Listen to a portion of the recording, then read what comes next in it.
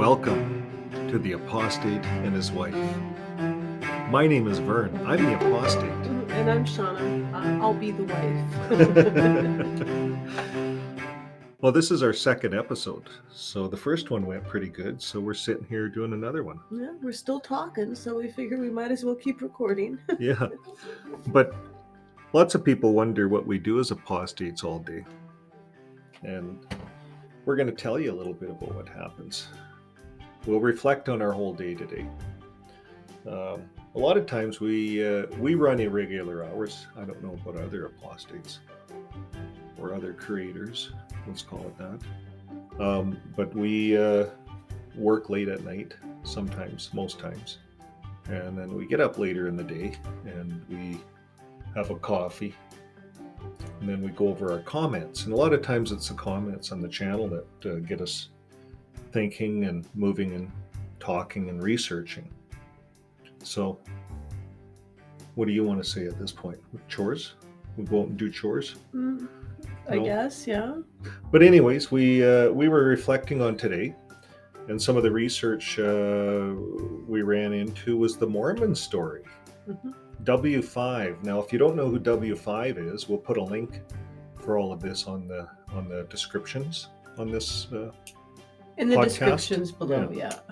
And the W5 is a Canadian CBC, and they do some very legitimate stories. And we did watch the JW story, and we'll put a link for that. And probably a lot of you may have seen that. Now, we didn't watch the Mormon story before, but this is the first time we watched the Mormon story. So this W5 show that's on CTV just produced this Mormon episode last October. It was dated October 22nd. Mm-hmm. So this is our first time we came across it, so we figured we might as well watch it. I worked with, I hired a lot of Mormons, so I got to know them, and just like Jehovah's Witnesses kind of a thing. But anyways, at the Mormon stage end of the game, I didn't realize that they're not doing anything for charity either. You just did a show not too long ago kind of talking about the stuff they had done. Well, even in the last podcast, I said the Mormons have gymnasiums and they do this, and I was almost showing that the Mormons were better than the JWs, but they're not. In fact, after this W5 thing, it blew me away. The Mormons are, how they put it, the Mormons are all about business, big business, and they dabble in a little bit of a religion. Mm-hmm. That's how big they are in business. Mm-hmm. They dabble in a little bit of religion. And so what I see with the Mormons and the Jehovah's Witnesses and probably every other religion is these guys are using the Bible, which is supposed to be holy, and they're using God's name, which is supposed to be holy. And what are they doing with it? What do we say? They're using him as a mascot for these corporations to fundraise. Yeah. So the Mormons, they only give like a fraction of whatever. It's all appearances, people. All of these churches who enjoy tax-free status or tax cut benefits are using their savings to buy land, to buy buildings. No. How is that right? 600,000 acres in southern Alberta. In Canada that they found. Cardston, yeah. Where the first temple is, that's southern Alberta. I don't know where all of the acres were in the article, but they have found over 600,000 acres registered to the Mormon. Yeah, and it's all numbered companies and everything like this, and it's just sickening. No, and they're giving $2 billion a year in Canada. We are giving to the churches $2 billion a year. Taxpayers are giving to the churches. Yeah, in Canada alone. And in case you're a Canadian Mormon, boy, you're sure funding the heck out of that. What is it? 10%. Brigham Young School down in the States. Okay, and then all of the money from the charities that are coming in from to the Mormon Church, it's all going to the Brigham Young's School. Yeah, because apparently, I don't want to give away the show, but no, I don't have anything to say here. Apparently in Canada, it's perfectly legal as long as there's one Canadian at that school. Then the organization up here can go ahead and donate to that school, because it's actually illegal for the church to just transfer money from a Canadian church to a U.S. church. All our Canadian donations are going down to Brigham Young. Well, the Mormons In the Morgans. donations. The JWs is all going to New York. Yeah. Oh yeah. We showed that on our last video. They have their own school, right? Well, they're building Rampro. They have their own school of Gilead. Mm-hmm. And Canadian tax says you're allowed to donate to these American institutions of education as long as Canadians go there. Yeah, and what was it? 1.4% of the students in Brigham Young School was Canadian. 1.4%. Like there was barely any. Yeah. It was just. And then the whole thing on lesbian and gays and stuff like that, they weren't allowed in the school. When the laws, well, of course not, because it doesn't align with Mormon philosophies. And then the states actually went ahead and legalized some of that stuff. So some of those students that do identify as like LGBTQ, I don't know it, I'm sorry, people. But anyways, they came out. Yeah, because they thought school. They were protected under U.S. law, and then the school said, nope, because of religious beliefs, we don't have to honor this. And I those kids paid for it. Like, it's just the amount of money horrible. that the Mormons are sucking out of their people, and they're telling the people it's all going to charity. Mm-hmm. And so they went in and investigated. 0% is going to charity. The Mormons are doing dick all for charity. Mm-hmm. The Mormons is one of the greediest religions out there, in my opinion, and from my personal experience. As a Mormon that took my company down. Anyways, that's another story. Anyways. But these stories are true. I don't know. But the Mormon religion itself is a crooked, fraudulent religion, and that's what you'll find. Watch this W5. I don't actually think that they're any more crooked or fraudulent than any of them. They're all like that. The Catholics. They all have the money to hire the people that know how to get around this stuff, and it's not right. Not right. Yeah, it's all litigation now. So it's all coming out, though. The Bible says whatever is hidden will be revealed. Mm-hmm. And I believe that we're in the time with the internet that everything's coming out. Everything's available. Oh yeah, it's absolute. But this is also, it's this world we live in, and the fact that information is so readily available. The JW religion specifically, the Watchtower cannot lock down that flow of information any longer. No. Any longer. So the best they could do is go on these all-out blitzes on apostates to make their people just be afraid of anything and everything, of learning. Of being afraid of learning, because you don't know what you might learn. Well, here's something everybody should know. Do not believe everything that you think. No. You're allowed to think things that you don't believe in. This is how you formulate thoughts. It's just, don't believe everything that you think. That's what you always tell me. I do, because we get hung up on the thoughts in our head that we can't see past it. We lose perspective. We get stuck. Well, here's what I'm thinking. The more every day that goes by, the more we keep researching, right? Because this seems to be our full-time job. It seems like what we're doing. So we keep researching, and the more we turn up these stories, the Mormons, W5, the charities are saying, it looks like the governments are not happy. It's like someone in this world mustn't be happy with these religions. All of them. The Catholics, that one study said 90% of the Vatican's contributions for charity are going to the Vatican to pay off debt because they made some bad deals in the stock market and they went broke. That's what the New York Times brought out. I don't know that one. I brought that out in another video. I was comparing the Mormons, the Seventh-day Adventists, the JWs, and I threw in some Catholic stuff. I like to throw in the main ones. But this blew me away in the Mormons, and it tells me that all the religions are losing face, and everything's coming to light. So it tells me people are going to quit supporting. A lot are going to quit. A lot will keep continuing. But I think we're in this age where we're going from horse and buggy to automobile. We're in the transition stage, and we're going from religion to no religion. And I think how that's going to happen, how I think, is the governments are going to start taking a look at the tax dollar. Yes, and that could affect, I guess, the existence of the religion, but That's what otherwise they're W5 separate. said. It's You what know? they're supposed to be doing charities. Like a charity is supposed to charity, but if you're pulling all this money in and nothing goes to charity, then how can you claim charity? Yes. That's what the government says. So I think, yes, that the government should clamp down on Yep. tax status. But I also really respect religious freedom.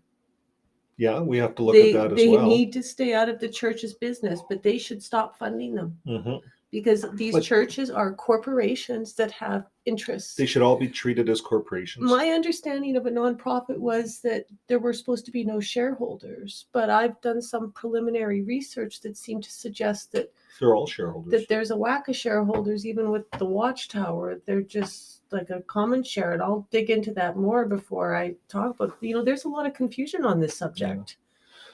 So reflection on today, right? Uh-huh. We're reflecting on today. Yes. Did you want to talk about what we found on our channel with the child abuse? We got flagged. Oh, okay. Well, since you're talking about it, talk about it. Or were you not done talking about what you were talking about? Because you can finish up if you had some more things to say. I'm done. Okay. So we were looking at our channel today, and we got flagged by YouTube for our content. We did a video on child abuse and how does the Jehovah's Witness organization view child abuse. And so I couldn't figure it out. We looked at it this morning, and I went outside and came back, and I said, I bet it's because of the JW content. I read it, and YouTube has robots that listen to every video and determine if your video's content is, I guess, what would you say? If an advertiser would want to spend money Yeah, to have, if it was suitable for advertising, and this wasn't. So I put out another video on it, but it'll be interesting to see what happens with this content that's on the Jehovah's Witness website. It's not suitable according to YouTube about child spanking. I thought that was interesting. Did you? Yeah, it was. I guess we'll see what the theory works out, right? Yeah. Anyways, did you want to talk more about the religion thing? How about we just talk? Just what's on this religion card? No, nothing. Oh, that was just an experience with the Mormons. My first Mormon experience with that girl I dated, but that's another video discussion. Well, Mormon was the first religion that you looked into, right? Mm-hmm. So, and it was why? Why did you look into Mormonism? I was waiting at the bus stop to go to school, and I met this Mormon girl at the bus stop. I was just finishing grade 12, so I had a car, but that day I took the bus, and good thing because I met a Mormon girl and started dating her. I guess that's how it all started. So I started dating the Mormon girl, and she took me to her church, and I went to just once. I went to her church, and didn't go again because she wanted me to go pick fruit at the orchard for the bishop. And I said to her, I'm not going to do that. And then she wanted me to go see the bishop's Ferrari or his big sports car. Like, it's all about money. That's what I told her at the time. So then I don't know, I was destined to meet these religious girls. And then the next girl I met was a JW. And of course, none of their leaders drive Ferraris. None of their leaders have mansions and orchards. They're all these poor janitors that live in humble little places in Bethel. So that's just a contrast. It was a complete contrast, but they're both cults. So I must have been attracted to cults. I don't know. Destined. Or people that needed to be saved. Oh yeah, I'm going to save them, right? Well, you had to learn from what first, I guess. I don't know. It's hard to say why we did the things that we did. Oh yeah, I'm not. I could have been doing a lot of other things. and it's just the path I chose, I guess, Hmm. was religion. But you ask how I got into it, was over a girl. Yeah, it was over a girl. So that's how I got into it.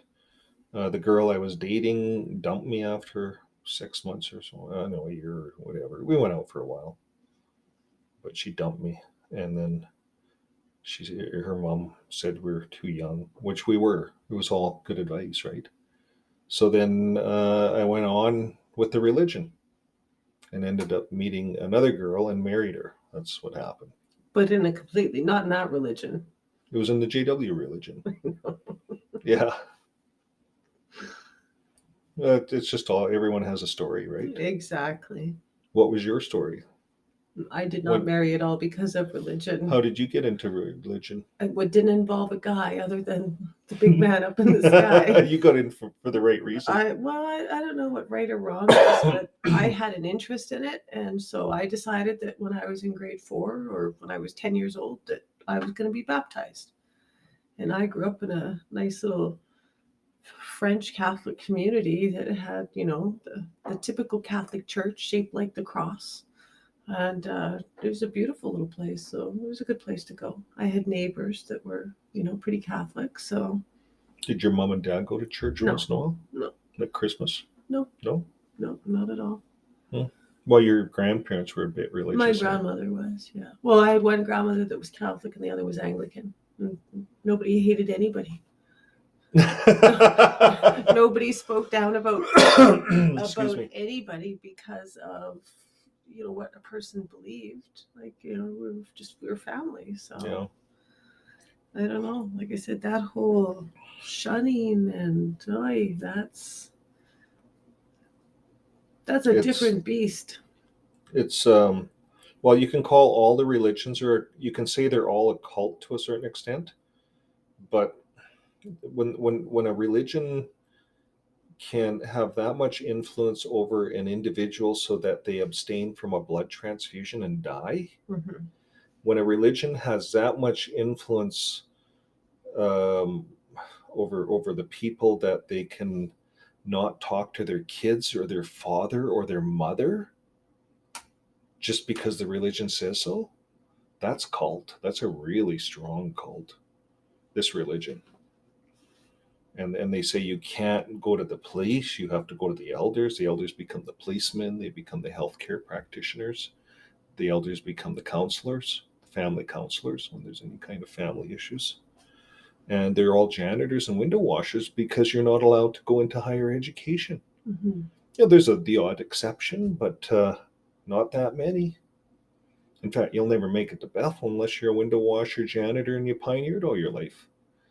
You'll never get to Bethel, and you'll never make it onto the governing body unless you're, I don't know, weird.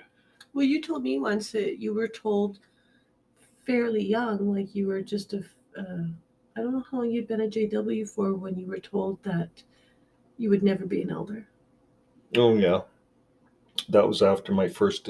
Well, I only was ever disfellowship once, but that was when I was like 19. I was disfellowship. 20. I was probably 20. Okay. I was disfellowship because I got in, started studying at 18, baptized, 19 and a half. 6 months later, I'm disfellowshipped over listening to the third generation JW. Oh yeah, yeah, you can come over. My sister's gone. It's all okay. You know where that goes. So, anyways, I was disfellowshipped for 6 months. Mm. Then got married. Married the girl. Married into it. And once you marry into a third generation JW, it's pretty inculcated into their flesh. All of these things, blood transfusions, all that stuff. But I don't even know how we got on that road. How did we get down that road? I don't know. I think it was going fine until you asked how we got down that road. Oh, okay.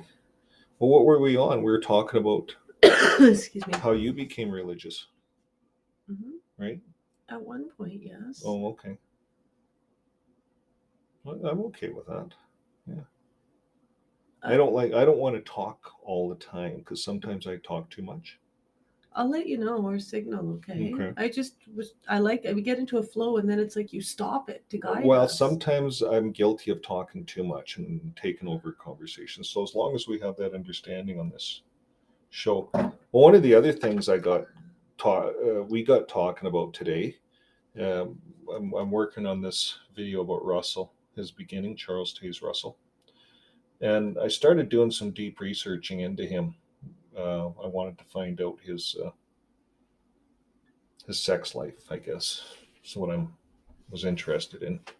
Well, I found this internet site called jwdivorces.bravehost.com, and it's just full of it. Looks like it's done by a lawyer, but it shows that this is all public stuff. You can go onto the public records sites and get this stuff because all the legal cases, I guess there's archives, must be, eh? Mhm. And Charles Taze Russell, he was first put into run through the court system when he was 15 years old.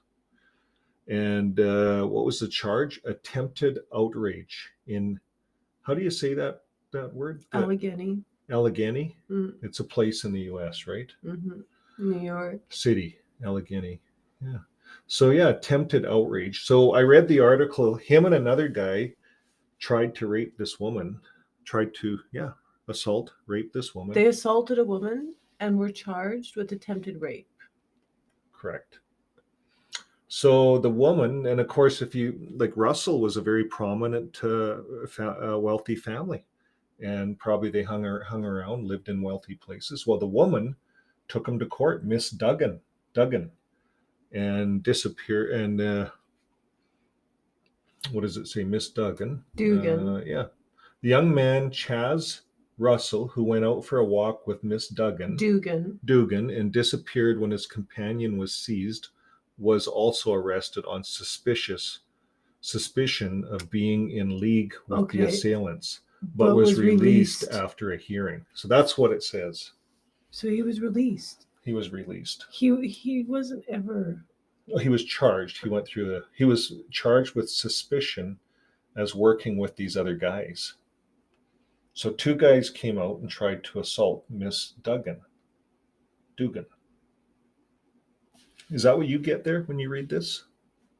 This last sentence.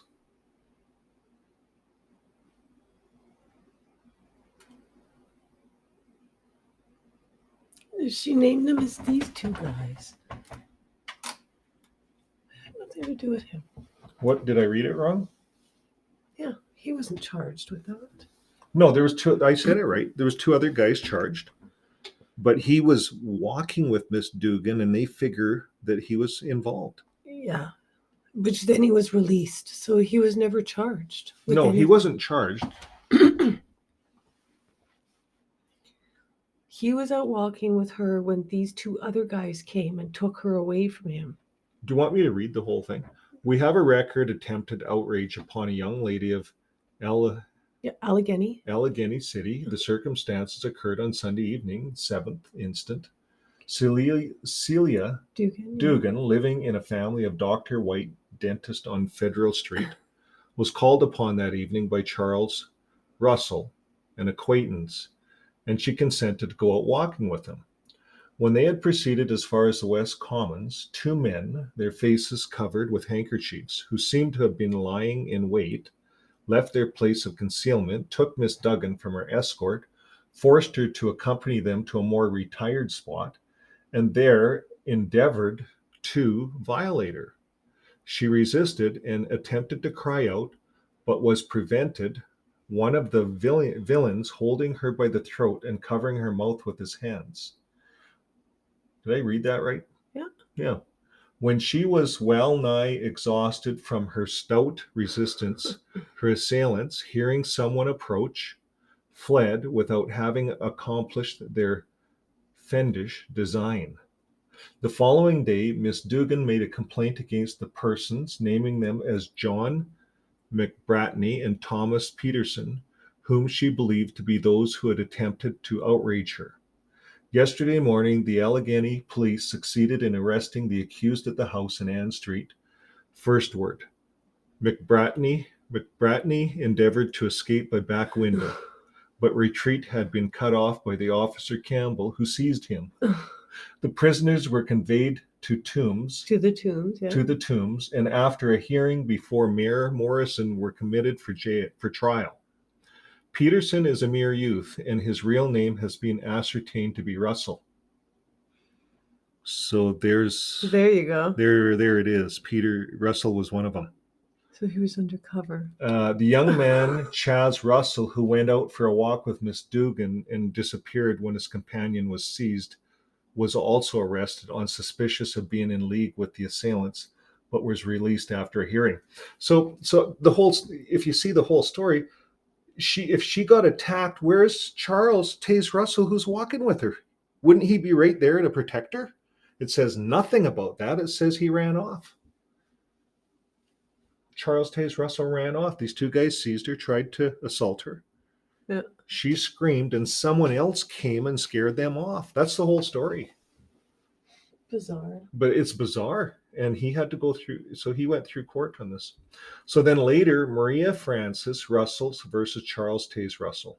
Divorce separation court case 1903 to 1909. And I'll just read a little bit of this. Do you want me to? Yeah. Visitors to this web page immediately need to know that in building this page, oh, he's just talking to us. Okay. So the Russells' divorce separation court case was filed by Maria Russell April 1903. The Russells, who had married in March of 1879, already had been physically separated since November 1897. Maria Russell sought only to formalize the couple's informal marital separation status, plus obtain some financial support from her estranged husband. So they'd been apart for 6 years. So Maria Russell sought what was then legally termed, divorce from bed and board with alimony. That was today's equivalent of legal separation. Maria Russell did not want, nor did she seek, an absolute divorce, which would have terminated the marriage. Despite the fact that Charles Taze Russell had been the marital partner whom had initiated discussions of divorce, starting back in 1895, when Maria Russell finally filed for legal separation 5.5 years after their actual separation. Cult leader Charles Taze Russell fought Maria Russell every step of the way. In April 1906, a jury finally granted Maria Russell her full request. Charles Taze Russell appealed that 1906 divorce separation decision, plus contested the award and later increase of alimony. In all, the Russells met in court 5 times from 1903 until 1909. Even then, cult leader Charles Taze Russell's monstrous ego would not allow him to submit to the judgment of the court. Charles Taze Russell refused to pay the increase in alimony, plus refused to pay Maria Russell's court-ordered attorney fees and court costs. Charles Taze Russell even moved his business operations to Brooklyn, New York, to escape the arms of the Pennsylvania courts and Maria Russell. I'm wondering if that's why the JWs are having so many troubles right now in Pennsylvania. You reap what you sow. That's where they started. Now they're getting sued there. Anyways, facing contempt proceeding and an outstanding arrest warrant, Charles Taze Russell sailed to Europe and left Judge Rutherford. He became president later, and left Judge Rutherford behind to settle matters with Maria Russell in the Pennsylvania courts, so that he himself did not have to personally submit to anyone else's will or authority. He didn't have to say, yes, I did it, or no. He didn't have to go to oath. What a fraud. Anyways, today it is said that a man can be judged by how he treats his pets. In the late 1800s and early 1900s, wives had only a few more legal rights than today's pets. So a wealthy man in Russell's day, when wives were at the mercy of their husbands, can very well be judged by how he treated his wife, even more so than in our day. Let's start our analysis of the Watchtower Society's one-time faithful discreet slave with the trial court decision, thereafter the 1908 Pennsylvania appeal court decision, whose appeal the Supreme Court of Pennsylvania denied in January 1909, and thereafter work our way back in time to what led up to such. So that was the last of that article. So we can continue on here. There's a lot of stuff on this, Russell. I tell you what, hon, it's really interesting, but I have heard this earlier today. So how about you read for the people that are listening now, and I'm just going to run and get some groceries before the store closes. Okay. Okay, I will catch up with you and all of you very shortly. Okay, well, there's a lot of reading. I don't know if we'll get her done in a half hour. Oh, well, you have fun. Okay, good enough. See you in a bit. Okay, well, sorry about the interruption. So, I think that this stuff is so interesting on this podcast. I think we might just keep sharing this. And here's some extracts from the court records that indicate how Pastor Russell regarded marriage. And one of the most interesting features of Russell's separation or his lawsuit was the testimony relative to Pastor Russell's ideas as to the relation of husband and wife. Now, Pastor Russell's opinion on his relations were so unusual as to induce Judge or Lady of Superior Court of Pennsylvania to say that he found it quite difficult to understand them, that Pastor Russell's standards in this respect must be radically different from those imposed by law. The pastor's opinions were expressed in conversations with his wife and in certain letters addressed to her, which figure in testimony. On one occasion, according to her testimony, Mrs. Russell ventured to remark to her husband, "Even a dog has his rights." The pastor's reply, as cited by his wife, was, "You have no rights that I am bound to respect." So that just gives you an idea how Russell was.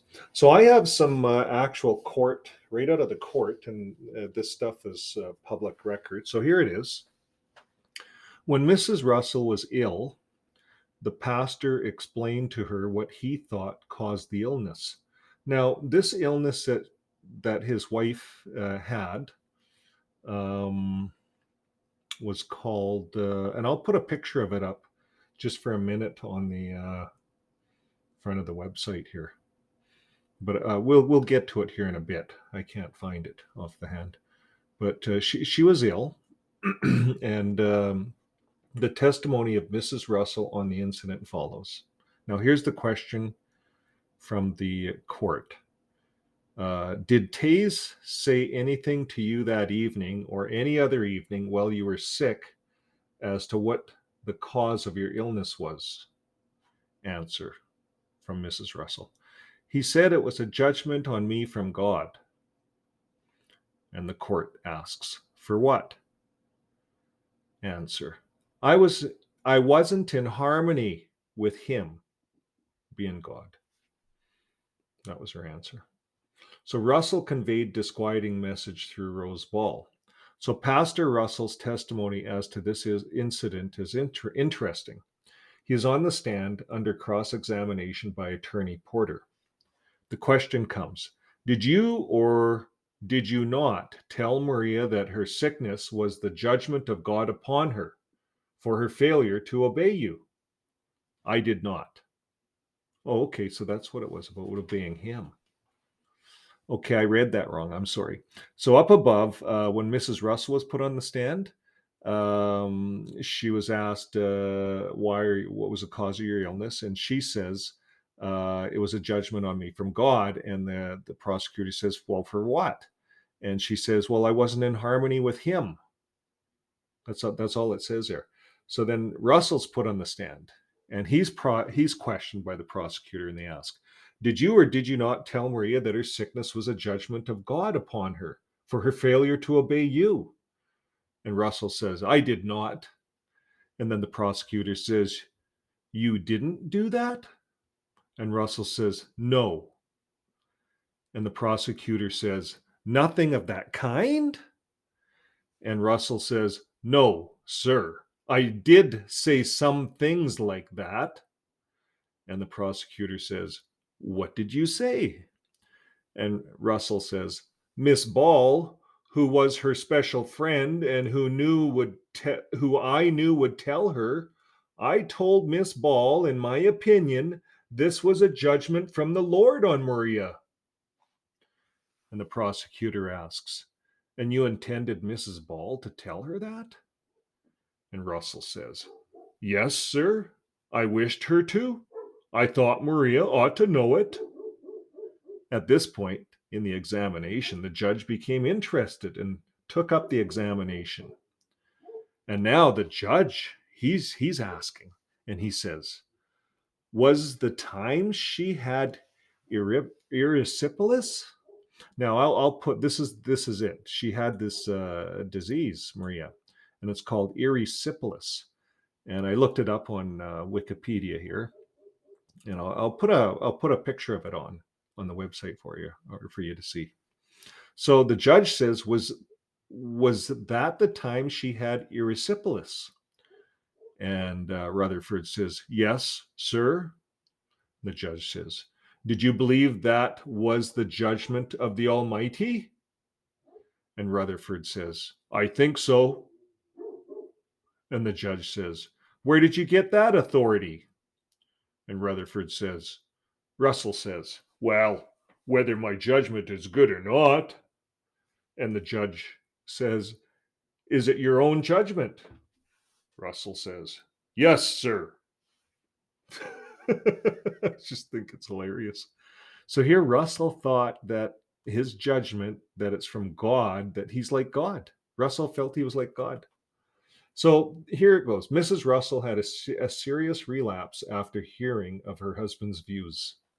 So then Rose Ball is a girl who, according to Miss Russell's testimony, was frequently kissed and fondled by the pastor. Mrs. Russell testified that when Rose Ball brought her this judgment message from her husband, it caused her to have a serious relapse, which kept her confined to her bed for some time longer. Now, just to give you guys an idea of Mrs. Russell, I want to go down here.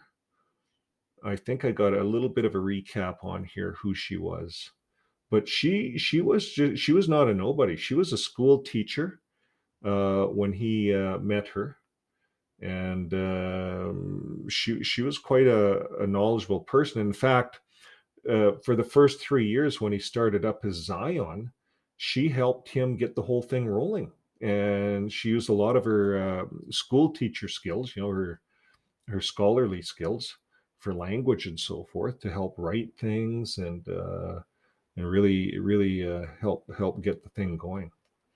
So I can't find it right here, but there's so much information on this website. We're going to put it on the site here so you guys can all go and find this, and it's just an amazing amount to read some of this stuff.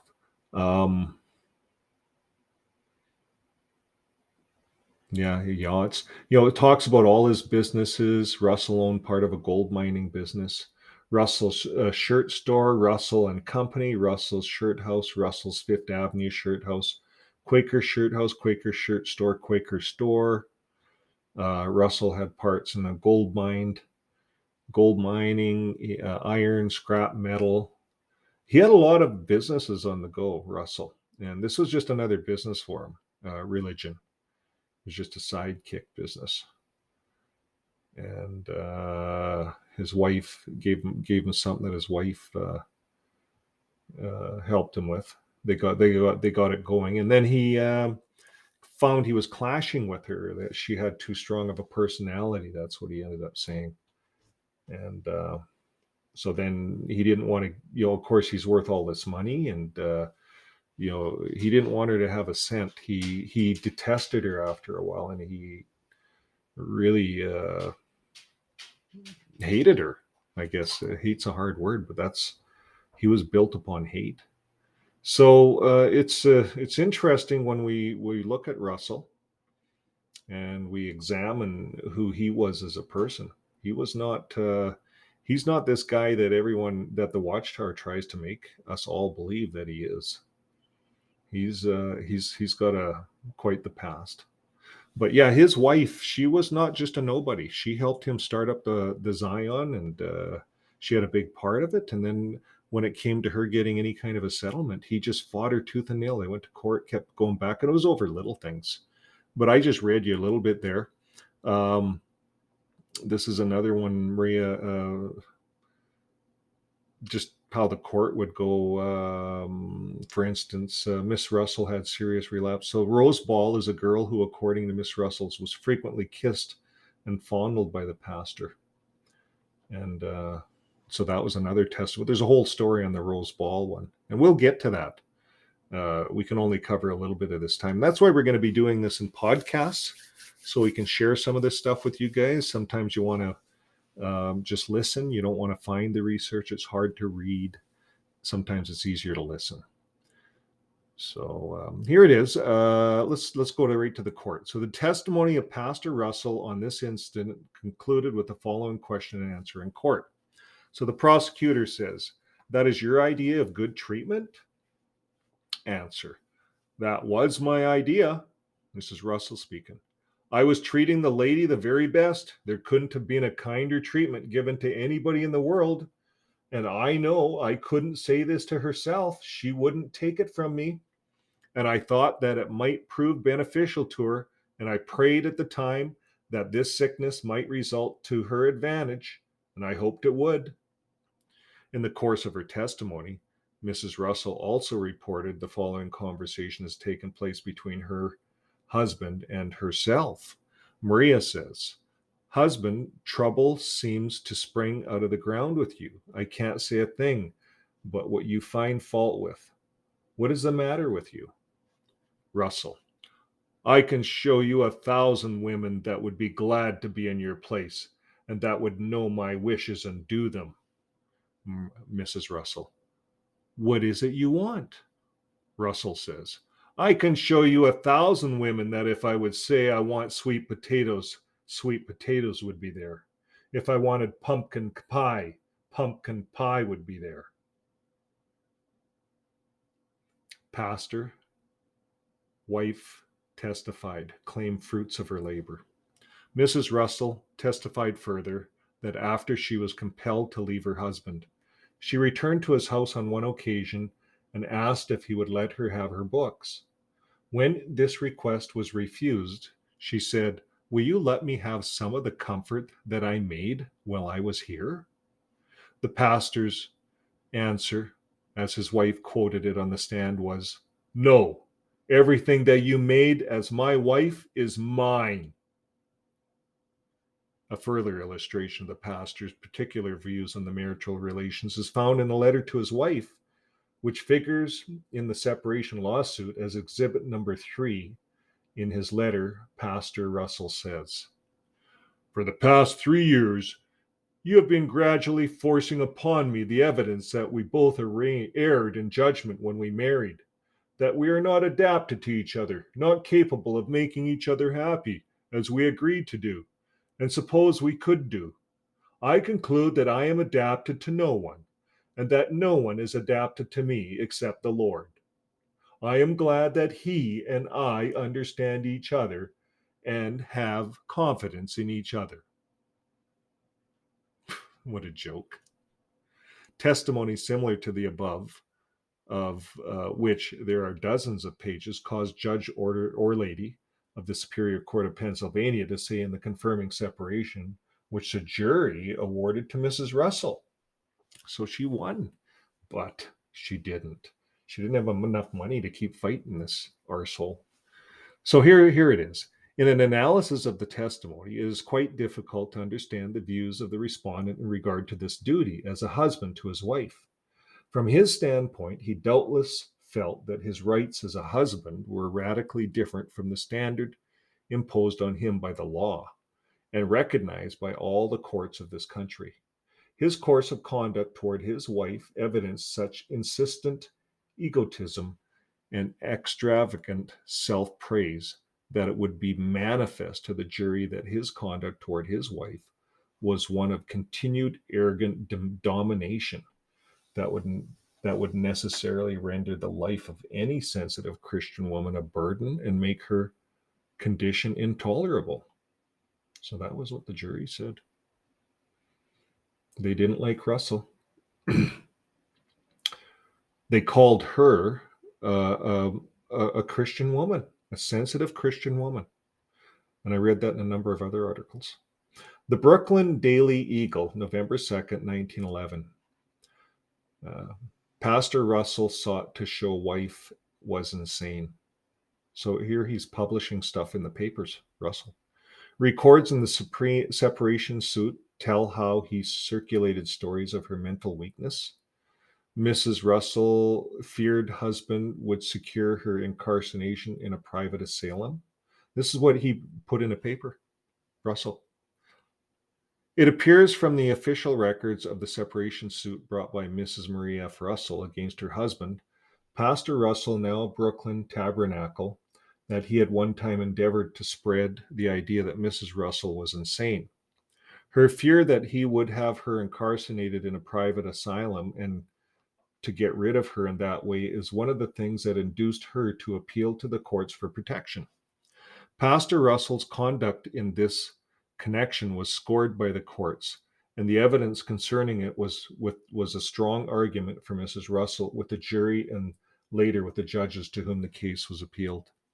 According to the evidence brought out in the separation suit, Pastor Russell started to spread the idea that his wife was insane at a secret meeting of his followers. Congressman Stephen G. Porter's summary of the evidence on that point, as contained in the brief which he submitted when the case was appealed, leads as follows. Pastor Russell called assembly of his followers and declared wife was weak-minded. And this is what was said. The next evening, the evening followed the humiliation of his wife in the presence of Rose Ball. Respondent, Pastor Russell, called an assembly of his followers to the city for a secret meeting at the so-called Tabernacle and another similar meeting on Sabbath evening, the 5th instance. These meetings were attended by about 60 people, a number of whom from a distance. The respondent, Pastor Russell, confesses that at this meeting, he stated that his wife was weak-minded and under the spell of satanic hypnotic influence that proceeded from her sisters.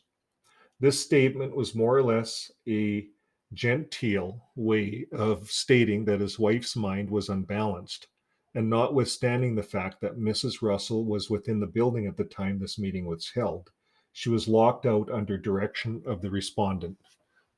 In addition to this statement, which he made to the assembly, Mrs. Helen Brace testified, and it is not denied that his wife was suffering from mental aberration.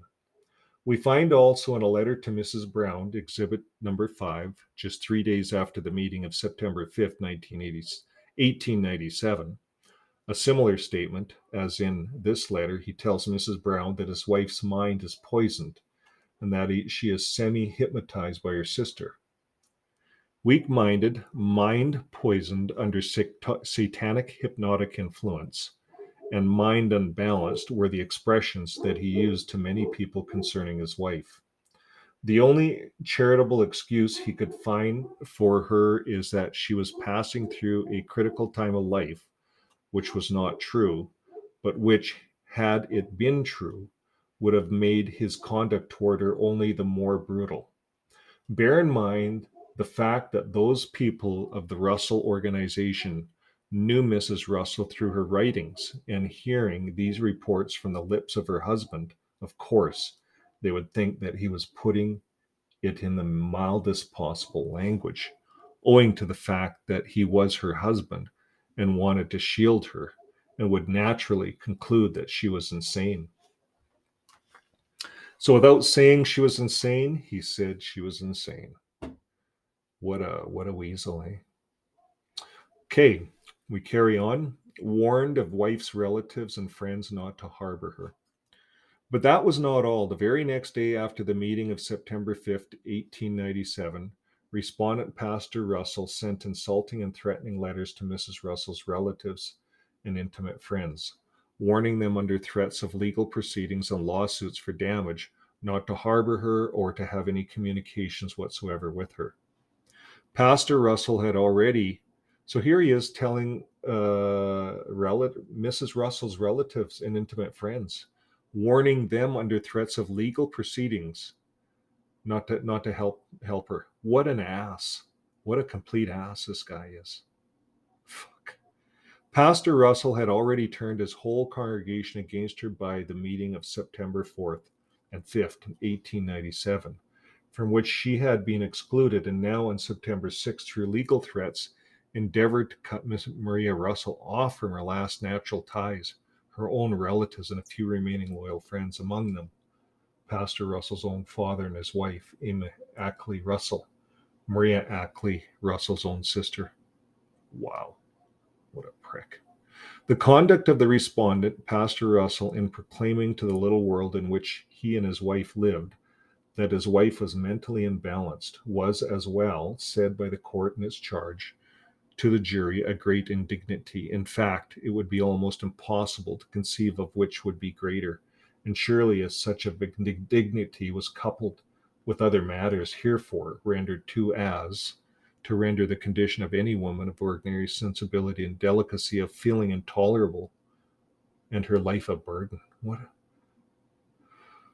Wow. Can you believe this stuff? So now we go to the Superior Court scores acts of Pastor Russell. That the Superior Court of Pennsylvania agreed with Congressman Porter's characterizations of Pastor Russell in this respect is evidence from the text in his decision, which was written by Judge or Lady, which reads in part. The indignities offered to Maria Russell in treating her as a menial in the presence of servants, intimidating that Marie Russell was of unsound mind and that Marie Russell was under influence of designing and wicked persons, fully warranted her withdrawal from Charles Taze Russell's house and justified Marie Russell's fear that Charles Taze Russell intended to further humiliate her by a threat to resort to legal proceedings to test her sanity.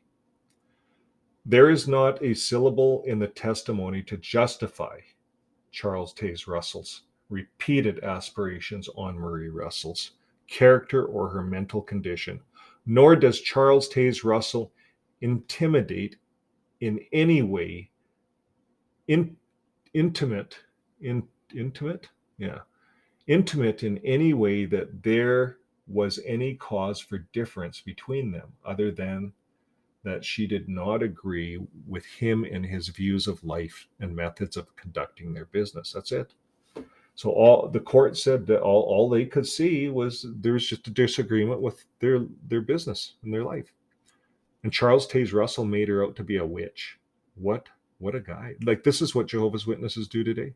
So it's and Jehovah's Witnesses today, it's no wonder there's sex problems within this religion. Like, it all started with Charles Taze Russell. And we read about him. It started when he was 15. Like, this guy is full of maggots. Worse than I thought. It goes on to say, Charles Taze Russell, this is what the judge said in the letter. Charles Taze Russell says himself that Marie Russell is a woman of high intellectual qualities and of perfect moral character. Yeah. So while he denied in a general way that he attempted to belittle his wife, as she claimed, the general effect of Charles Taze Russell's own testimony is a strong confirmation of Maria Russell's allegations. So Russell hooped himself in court. He said she was very smart person. She was a school teacher, and she helped him write all his books, helped him get going. So let's carry on. Charge to the jury. An expert from the charge to the jury by Judge Collier.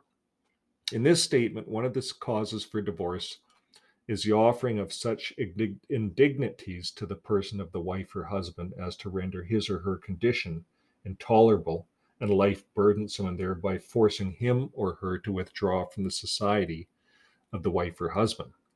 That is the case, and it is totally immaterial whether it is a divorce from bed and board or a divorce from bonds of matrimony, because in both cases the family relations is dissolved and everyone is harmed if the law is not complied with. I mention these things because it is my own solemn duty to do so, and that you will understand it, and have no doubt you do. So, what is this all about here? Um, yeah. So, you all know your common sense teaches you that without judge telling you that every little spat between a husband and wife after living 14 years together is not the cause for divorce. Every little disagreement, not speaking sometimes, or being rough are not causes for divorce, because the marriage relation covers all that. The vows they take, as you all know, cover all that. It must be something more than that. It must be such indignities to her person as to cause her to leave her husband, because of the indignities cast upon her, making her life burdensome and her condition intolerable.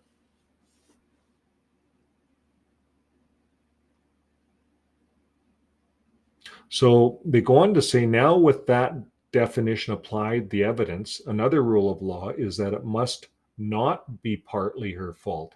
It must be all the fault of her husband. That's what the court said. You are to pass upon these facts, and you are to judge the circumstances of these people, their intelligence, their manner of living, their pursuits, and everything of that kind. You will judge and say that these indignities, if they were committed, caused her to feel that her condition was intolerable and her life burdensome, and she would have to go away.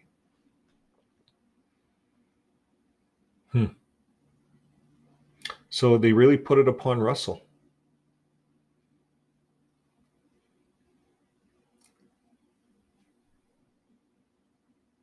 Superior Court of Pennsylvania argued May 7th, 1908. So now this carried over a few years, still in court, issued October 19th, 1908. In the libel filed in this case, it is charged that Charles Taze Russell offered such indignities to the person of Marie Russell as to render her condition intolerable and her life of burden, thereby compelling Marie Russell to withdraw from Charles Taze Russell's home and family. So it's just talking about their divorce. This case was a motion overruled. Charles Taze Russell appealed. There's a 150-page testimony in this case. And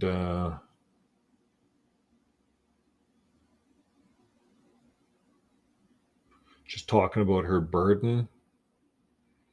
You know, he's not helping her. She can't get money from her. She can't eat. She finally started renting some rooms out in a place she was living. She had a few rooms. She was making $30 a month. That's all she had coming in. Like, this completely wrecked her. In an analysis of the testimony, it's quite difficult to understand the view of Charles Taze Russell in this regard in his duty as a husband to his wife. This is what the courts are saying. From his standpoint, he doubtless felt that his rights as a husband were radically different from the standards imposed upon him by the laws and recognized by all courts of the country. So what Charles Taze Russell was doing was completely opposite of what all the courts in the country would allow.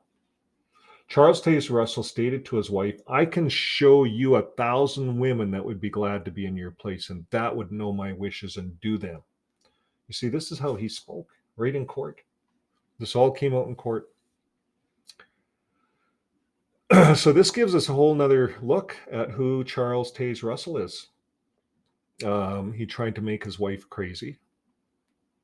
So Charles Taze Russell's conduct is at least consistent, and he would naturally feel warranted in feeling that any doubt as to the correctness of his views or conclusions would be due to plots and schemes on the part of his wife, that his wife was a blasphemer, or as he stated it, one of two things is certain: either my wife has become mentally imbalanced, or else she has become possessed of a most wicked spirit.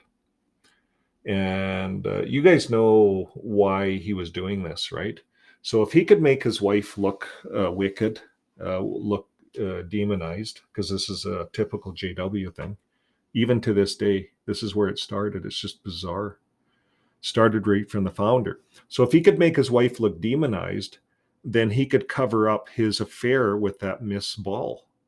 And that's going to be another discussion another time. I'm going to read you this whole case. Yeah, we'll make that another discussion. There's a lot of stuff here on Russell. A lot. It's very interesting. He had quite a way of belittling people, arrogance, and he has quite the sexual past. We haven't even gone into that, but I think that's enough for tonight. And maybe we could get some comments from the listeners. You know, if they want to know more, there's a lot of stuff here on Russell. Oh, for sure. Yeah. And I'm sure you still have more to present too, right? Like you said, there's a lot of stuff here. There's probably 2 or 3 podcasts. And then we get into, you think Russell had a sexual past? We start to learn about Rutherford. It all blends together.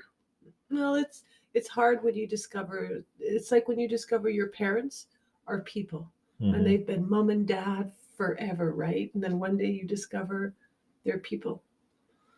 These men are just people.